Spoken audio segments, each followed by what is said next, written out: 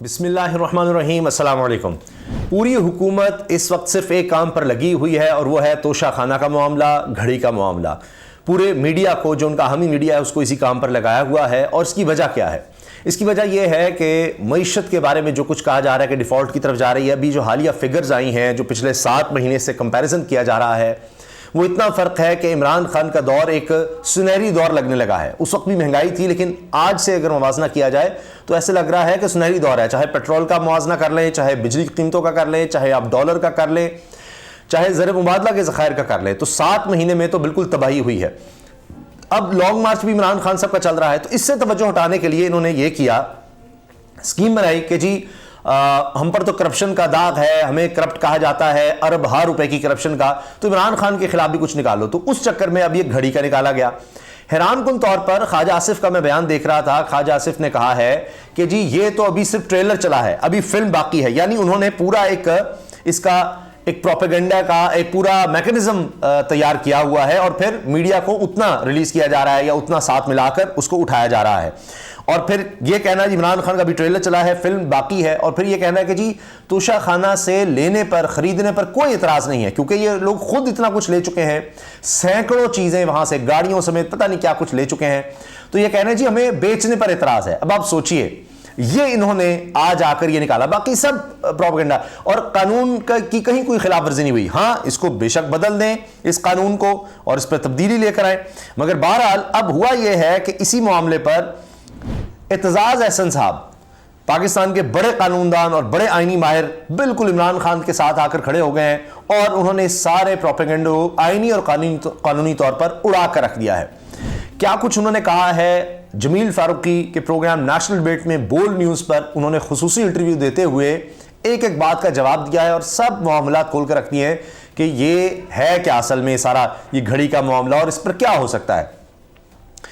अब पहली चीज तो ये आप जानती हैं कि इमरान खान साहब ने तो अब ये ऐलान उल्टा कर दिया है कि अब वो इस मामले में, ये जो घड़ी का सारा मामला है, इस पर उन्होंने कहा है कि जी मैं इनके खिलाफ अमेरिका, बरतानिया और दुबई में केस कर रहा हूं। अच्छा, पाकिस्तान भी कर रहे हैं और ये बड़ा दिलचस्प है। पाकिस्तान में करने से ये होगा कि मुवाजना किया जाएगा कि देखिए जी बाहर की दुनिया में कितनी देर में फैसला होता है, कितना जुर्माना होता है, कितनी सजा, क्या कुछ होता है, और यहां पाकिस्तान में फिर क्या होता है, यहां का अदालती निजाम कैसा है।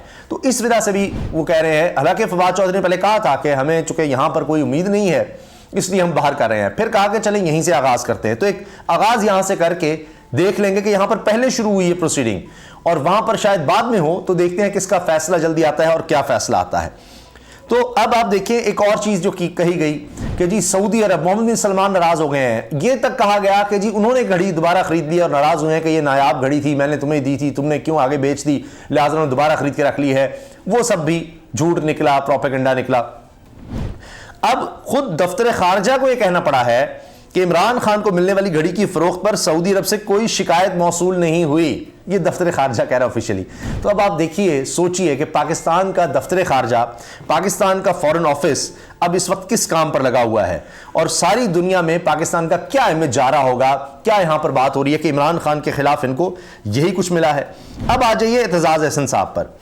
एतजाज अहसन साहब ने कहा यह है कि अगर कानूनी तौर पर देखा जाए तो इमरान खान के खिलाफ तोशा खाना केस ही नहीं बनता।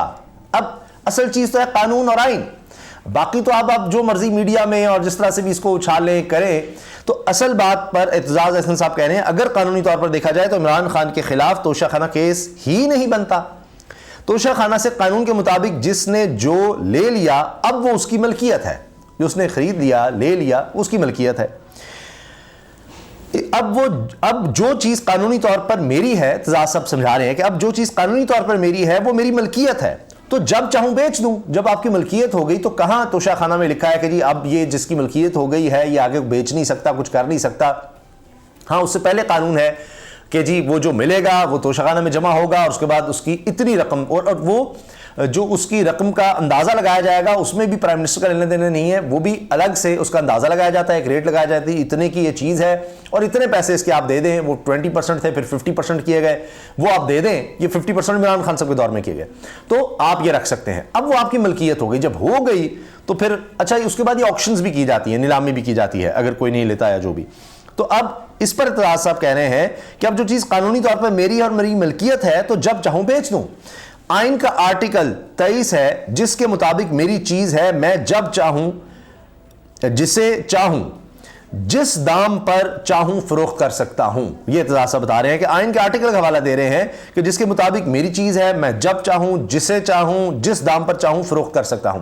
अब इसमें इमरान खान साहब या तहरीक इंसाफ के लोग ये कहते हैं कि इस उमर फारूक ज़हीर इसको तो बेची ही नहीं गई, तो ये शायद जहां बेची गई उन्होंने आगे कहीं बेची, उसने आगे और फिर शायद इस तक पहुंची जिस तरह भी, तो फिर इसको इस्तेमाल किया गया, जिस तरह इसका नाम ECL से निकाला गया, मौजूदा हुकूमत ने सारा कुछ किया, तो पूरी गेम बनाई गई। और अब आप ख्वाजा आसिफ का वज़ीर दिफा का और उनसे कोई काम नहीं हो रहा, वो इसी पर लगे हुए हैं कि जी अभी तो ट्रेलर चला है, फिल्म बाकी है, तो इसी पर लगे हुए हैं किसको किस तरह से बनाना है, क्या करना है, किस तरह मैनेज करना है।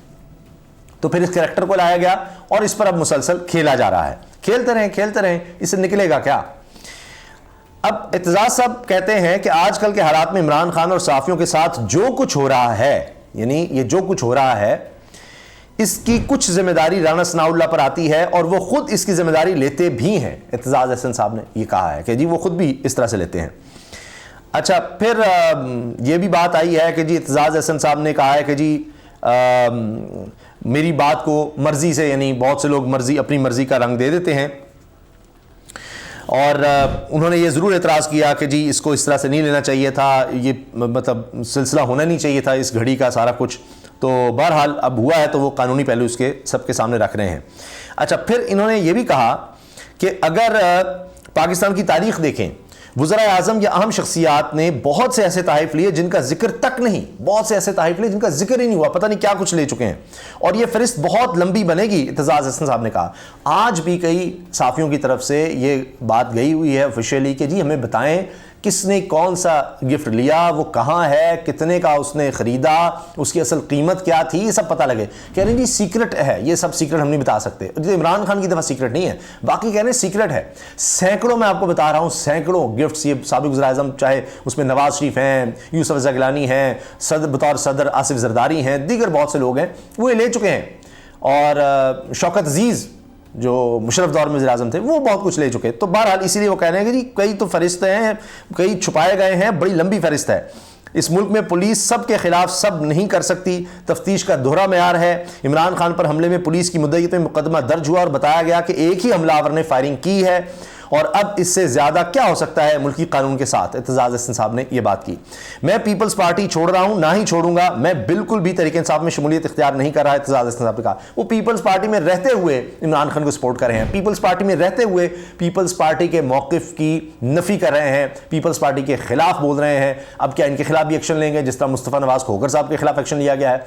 अब तो लतीफ़ खोसा साबिक़ गवर्नर पंजाब, पीपल्स पार्टी के सीनियर तरीन रहनुमा, वो भी मैदान में आ गए हैं, क्या उनके खिलाफ भी एक्शन लिया जाएगा। तो एतजाज साहब तो देखिए अब ऐसी बातें कर रहे हैं कि कहा जा रहा है कि जी इमरान खान तो कह रहे हैं कि एतजाज अहसन का मुस्तकबिल हमारे साथ है, और एतजाज अहसन कहते हैं जी PPP में हूं लेकिन इमरान खान मेरा दोस्त है। मगर पीपल्स पार्टी के लोग क्या कहते हैं?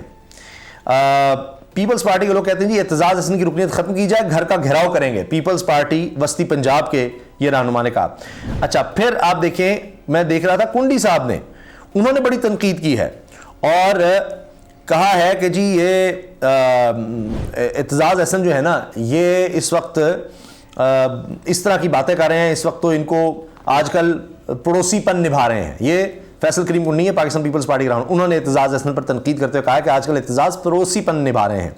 और फैसल करीम कुंडी ने सीनियर पार्टी रहनुमा एतजाज अहसन के खिलाफ बयान दिए हैं और फट पड़े हैं कि जी कहा एतजाज अहसन कभी कुलसूम नवाज़ के वकील तो कभी चौधरी इफ्तिखार के ड्राइवर बन जाते हैं, कभी कुछ होते हैं कभी कुछ होते हैं। इन्होंने हमेशा पार्टी पॉलिसी के खिलाफ काम किया, आजकल वो इमरान खान से अपना पड़ोसीपन निभा रहे हैं। इमरान खान से मुलाकातें और बयान पार्टी पॉलिसी नहीं, यानी इमरान खान से मुलाकात करना, बयानात देना इमरान खान के हक़ में पार्टी पॉलिसी नहीं है, लेकिन फिर जुर्रत भी नहीं करते उनको निकालने की।